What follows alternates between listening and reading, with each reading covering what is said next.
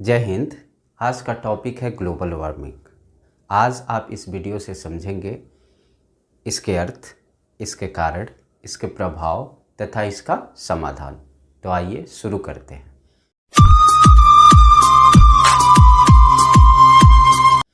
Global warming, इसके पहले समझ लेते हैं हम ग्रीन हाउस इफेक्ट, और ग्रीन हाउस इफेक्ट से पहले समझ लेते हैं ग्रीन हाउस। आप जब कभी बाई रोड ट्रैवल करते हैं तो आपको एक अर्धचंद्राकार हाफ मून जैसा झोपड़ी नुमा संरचना मिलेगा।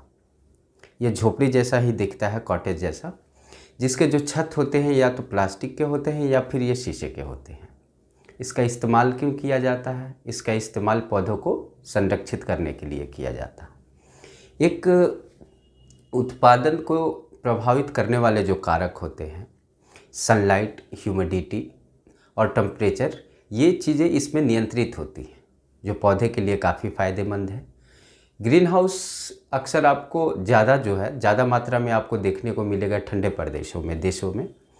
तथा साथ ही साथ अगर उदाहरण के तौर पे मैं आपको बताऊं तो नॉर्वे में यहाँ टमाटर की खेती होती है। तो अब बात कर लेते हैं। आपको समझ में आ गया होगा कि ग्रीन हाउस क्या होता है, और ग्रीन हाउस से थोड़ी आपको आइडिया लग गई होगी कि ग्रीन हाउस इफेक्ट क्या हो सकता है। तो आइए अब ग्रीन हाउस इफेक्ट की बात करते हैं। Green house effect 1824 Joseph Fourier, ये वही इंसान है जिन्होंने ग्रीन हाउस इफेक्ट की खोज की थी। ग्रीन हाउस इफेक्ट जो है ये एक नेचुरल प्रोसेस है जो कि धरती को गर्म रखने में मदद करती है, जिसकी वजह से हमारे यहाँ रह पाना संभव होता है।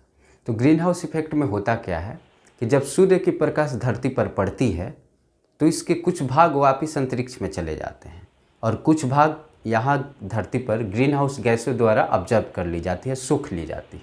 ये ग्रीन हाउस गैसेज कौन कौन सी होती हैं जो कि महत्वपूर्ण हैं? ये होते हैं वाटर वेपर, ये होते हैं CH4, ये होते हैं NO2, और कुछ आर्टिफिशियल गैसेज भी होती हैं जैसे क्लोरोफ्लोरोकार्बन, जो कि हमारे वायुमंडल के लिए काफ़ी हानिकारक है। और अगर यही वातावरण में ग्रीन हाउस गैसेस जो हैं इनकी अगर मात्रा बढ़ने लगे तो पृथ्वी की तापमान भी धीरे धीरे बढ़ने लगेगी, और इस बढ़ती हुई तापमान को ही हम ग्लोबल वार्मिंग कहते हैं। ऐसे में आपको एक जानकारी दे दूं कि पृथ्वी की जो औसत तापमान है ये 15 डिग्री सेल्सियस है, जिसे नासा ने प्रमाणित किया है। तो ये सिंपल सी भाषा में समझिए कि ग्लोबल वार्मिंग का अर्थ क्या होता है। ग्लोबल मतलब पृथ्वी, वार्मिंग मतलब गर्म।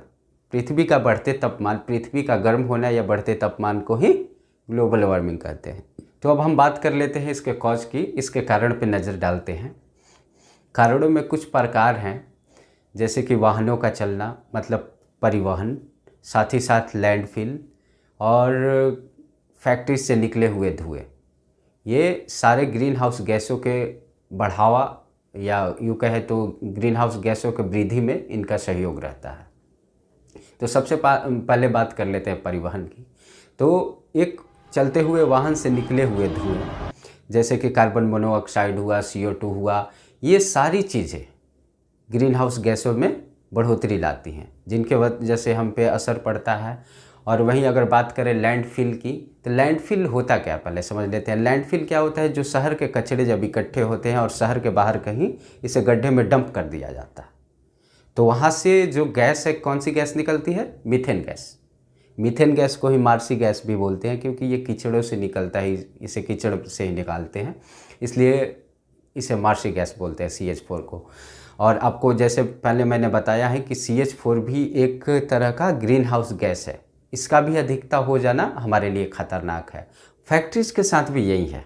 इससे निकला हुआ वेस्ट जब नदियों नालों में जाते हैं तो मछलियों के लिए, मवेशियाँ पानी पीती हैं तो उनके लिए, सबके लिए हानिकारक हो जाता है। इनमें भी कार्बन मोनोऑक्साइड पाए जाते हैं, NO2 पाए जाते हैं, जैसे खतरनाक गैसेस पाए जाते हैं जो हमारे वायुमंडल के लिए खतरनाक हो जाते हैं। तो अब हम बात कर लेते हैं प्रभाव की। प्रभाव में अगर हम पृथ्वी की बात करें तो ग्लेशियर का पिघलना, जिसके वजह से समुद्र का जल स्तर में वृद्धि, तथा कहीं सूखा पड़ जाना तो कहीं बारिश की अधिकता, जिसके वजह से किसानों का जो फसल है उसका नष्ट हो जाना, तथा साथ ही साथ जलवायु परिवर्तन भी देखने को मिलते हैं। तो अगर हम बात करें कि मनुष्यों पर इसकी क्या प्रभाव पड़ती है, तो हवा में घुले हुए प्रदूषण के कारण सांस लेने की समस्या, श्वास जनित रोग, ये दमा रोगी के लिए तो काफ़ी खतरनाक हो जाता है।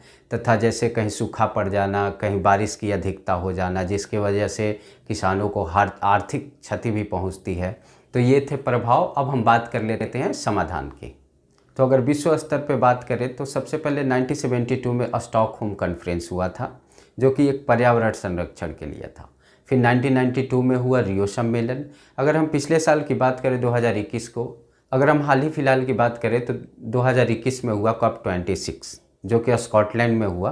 तो कॉप से क्या समझते हैं हम? Conference of parties.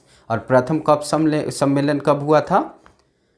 1995 में, जो कि जर्मनी में हुआ था। तो ये 2021 में जो हुआ COP26, इसमें नेट जीरो कार्बन एमिशन का लक्ष्य रखा गया है।